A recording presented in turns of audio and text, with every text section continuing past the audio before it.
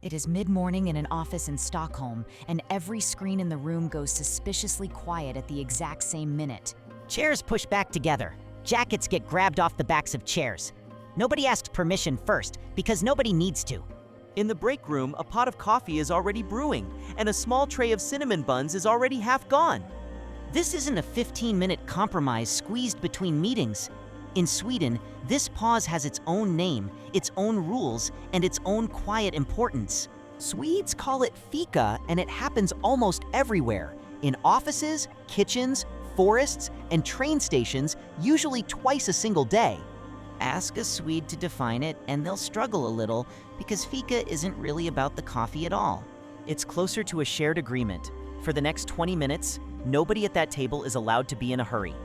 No laptops open on the table. No one checking a phone underneath it either. Not if they can help it. The invitation sounds almost too simple. Ska vi fika? Shall we fika? A question and a small verb all at once. Say yes, and you've agreed to something Sweden has spent nearly 2 centuries quietly building into daily life.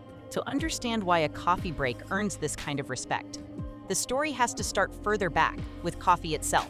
Long before Fika had a name, Sweden had already fallen hard for the drink, and then just as hard tried to ban it. Coffee reached Sweden in the late 1670s, carried in by merchant ships and quickly adopted by the wealthiest households first.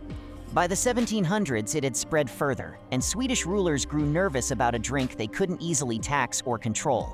Between 1756 and 1823, coffee was banned outright across 5 separate stretches, blamed for idleness and reckless household spending. Officials confiscated coffee cups and saucers as contraband. Owning the wrong porcelain could mean a fine or an uncomfortable visit. None of it worked. Each ban simply pushed coffee drinking into private kitchens, and demand kept climbing back the moment restrictions eased. By the 1800s, further attempts to legislate away the country's coffee habit were mostly abandoned, and the drink simply won outright. What nobody predicted was how far that stubborn love of coffee would eventually travel, both socially and linguistically. In the early 1900s, a new word started showing up in Swedish slang, spoken mostly among workers and regular cafe customers. The word was fika, first written down around 1910, and its origin is a small linguistic trick hiding in plain sight. Reverse the syllables of kaffe, an old dialect word for coffee, and you land almost exactly on fika. It began as a kind of playful code, a wink between people who understood coffee wasn't only a drink, but an excuse to gather. Decades later, that slang word would outgrow every cafe it started in, and end up somewhere nobody quite expected: labor agreements. By the middle of the 20th century, Swedish trade unions were negotiating something most countries never formalized: a protected daily coffee break. 2, usually, 1 mid-morning and 1 mid-afternoon, each roughly 10 to 30 minutes, built directly into the structure of a paid workday. Employers weren't just tolerating the pause either. In most Swedish workplaces today, coffee and tea are provided completely free, no exceptions. A slang word for coffee had somehow become a workplace expectation, and Sweden still wasn't finished shaping what filled the cup beside it. Sit down for a real fika, and a pastry almost always appears beside the cup, most often a spiral of dough called kanelbull. The cinnamon bun's rise took its time. After the difficult years following the First World War, cinnamon and cardamom were still costly imports. Through the 1920s, kanelbuller mostly stayed a cafe treat, an occasional indulgence rather than a household staple most families baked themselves. That changed once Sweden's economy grew stronger again. By the 1950s, ordinary kitchens could finally afford the spices a good bun demanded. The cinnamon bun and the coffee break arrived at the same cultural moment, and from then on, the two were rarely separated. Sweden eventually gave the pastry its own holiday. Since 1999, October 4th has been marked as Kanelbullen's Dag, Cinnamon Bun Day. A group representing home baking ingredient producers created the day to encourage households to bake again after a stretch of lean economic years. It worked well beyond its original marketing goal. Today, bakeries across the country sell record numbers of buns on that single date. Coffee itself never stopped being central either. Sweden regularly ranks among the top coffee-consuming nations on Earth per person by a wide margin.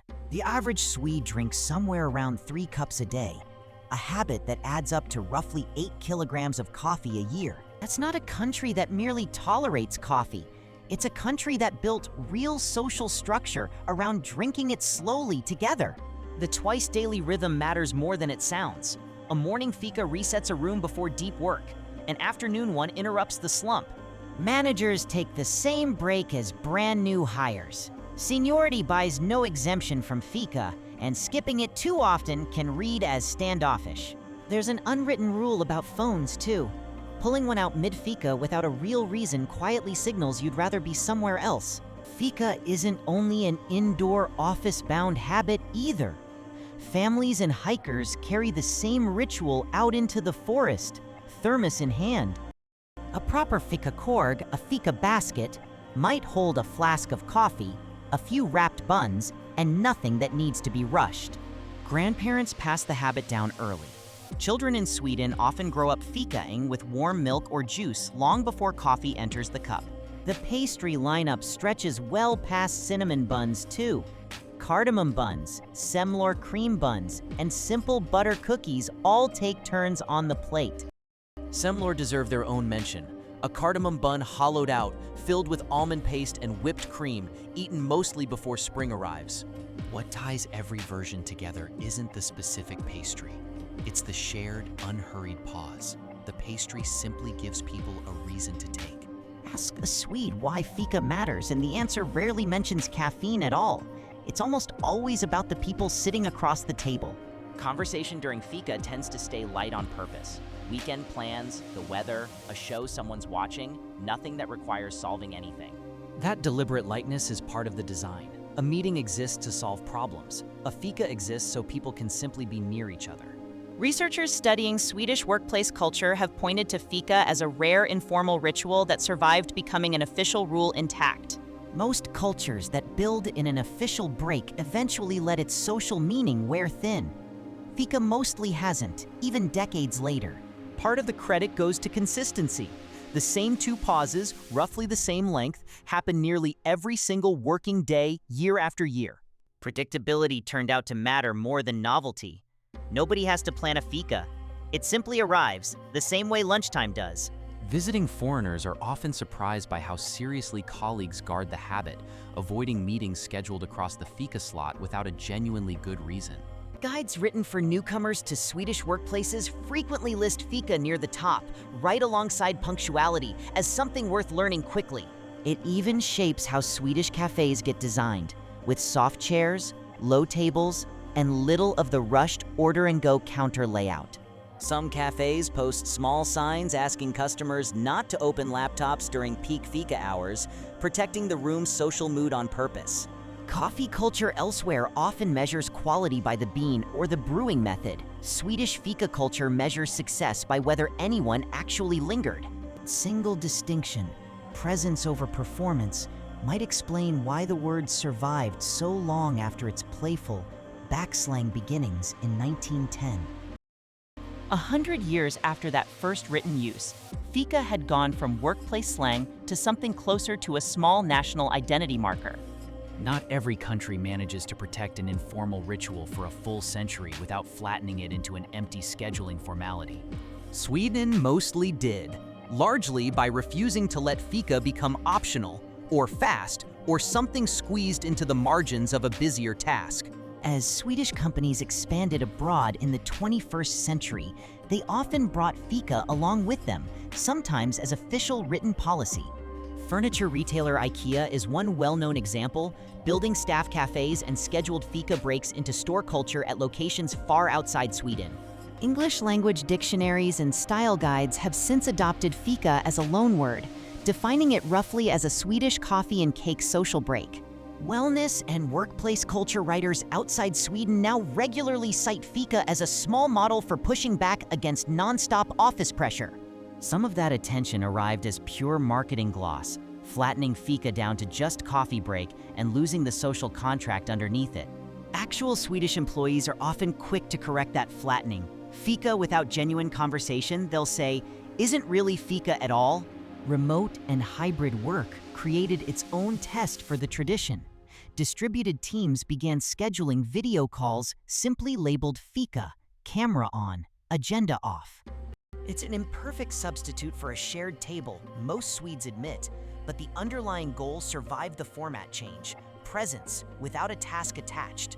Even Kanelbullens dag has traveled past Sweden's borders, with bakeries in several countries now marking October 4th with their own bun specials. Coffee shops leaning on Swedish branding have opened in cities from London to Tokyo, often built almost entirely around the Fika concept. What travels less easily is the legal backbone, the union-negotiated, paid workplace break that gives Swedish Fika its unusual staying power. Outside Sweden, Fika mostly survives as a borrowed mood rather than a protected right, depending on individual company culture instead of national norm. Inside Sweden, that protection hasn't loosened much either, even as work habits and technology have changed dramatically across the decades. Surveys of Swedish employees consistently rank the daily Fika break among the most valued, least willingly sacrificed parts of a normal workday. It has weathered economic downturns and lean decades, and now a global shift toward remote screens without losing its basic shape. A slang word for coffee, invented over a century ago, somehow became one of the most exported ideas in modern Swedish culture. Look past the coffee and the cinnamon, and Fika is really a small, stubborn argument about how time is supposed to be spent. Somewhere, a culture decided that connection deserved its own protected slot in the day, not just whatever minutes happened to be left over. It didn't ask people to work less overall. It asked them to occasionally stop achieving anything at all, on purpose, twice a day. That's a harder habit to build than it sounds, in a world that tends to reward busyness and treat stillness as wasted time. Sweden didn't solve this by simply telling people to relax more. It solved it by writing the pause directly into the schedule. A century-old slang word for coffee ended up doing something most wellness advice never quite manages. It got protected, not just recommended. There's a lesson in that gap between advice and structure, one that reaches well past Sweden's borders, or its love of cinnamon buns. Anyone can be told to take a break. Far fewer people are handed a system that quietly expects them to, twice a day, guilt-free. Fika endures partly because nobody has to negotiate for it fresh each morning. The permission was built in a long time ago. Maybe that's the real export worth borrowing. Not the specific pastry or even the coffee, but the built-in permission to simply pause. A short break loses its meaning fast when it's treated as one more task to optimize, squeezed thin and forgotten by lunch. Given genuine room to breathe, 20 unhurried minutes with another person can do something a full hour of scrolling alone rarely manages. It's a small, warm idea. That presence, offered on a fixed schedule, can still feel completely unforced when nobody's rushing toward the next thing.